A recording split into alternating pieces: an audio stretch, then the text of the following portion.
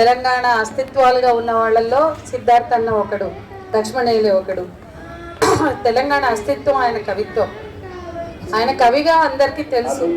సినిమాలు పనిచేశాడు, పవన్ కళ్యాణ్ లాంటి వాళ్ళ సినిమాలు. బాధాకరం ఏంటంటే సిద్ధార్థ అన్నతోటి పనిచేసిన పవన్ కళ్యాణ్ ఎందుకంత మారాడు. నేను ఎప్పుడూ అనేదాన్ని, నీ ప్రభావం ఆయన మీద ఉంటుందంటే వింటాడమ్మా, సినిమాల్లో మనం పెట్టిన కొన్ని సినిమాల్లో పెట్టాడు అవన్నీ చెప్పేవాడు అన్న మాకు.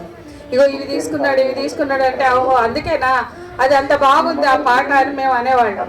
అట్లాంటిది సినిమాలకి పవన్ కళ్యాణ్ సినిమాలకు పనిచేశాడు అన్న.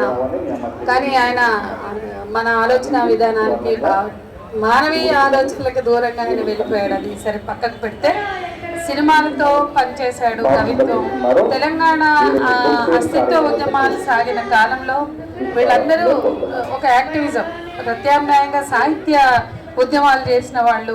వీళ్ళందరూ కళాకారులుగా సాహిత్య ఉద్యమం చేశారు. అట్లాంటి అస్తిత్వ ఉద్యమాల నుండి బలమైన జీవన చిత్రాలు వస్తాయంటారు కదా, అట్లాంటి బలమైన కవిత్వం సృష్టించిన సిద్ధార్థ అన్న అంటే నాకు చిన్నప్పటి నుంచి కూడా చాలా ఇష్టం. అన్న కవిత్వం గురించి నేను మాట్లాడేంత పరిజ్ఞానం లేదు, ఇది అసలు నేను చదవలేదు. ఏదేమైనా సిద్ధార్థ అన్నలో ఉన్న నిబద్ధత, ఆయనలో ఉన్న నిజాయితీ, నిబద్ధత, ఆయన జీవన ఆయన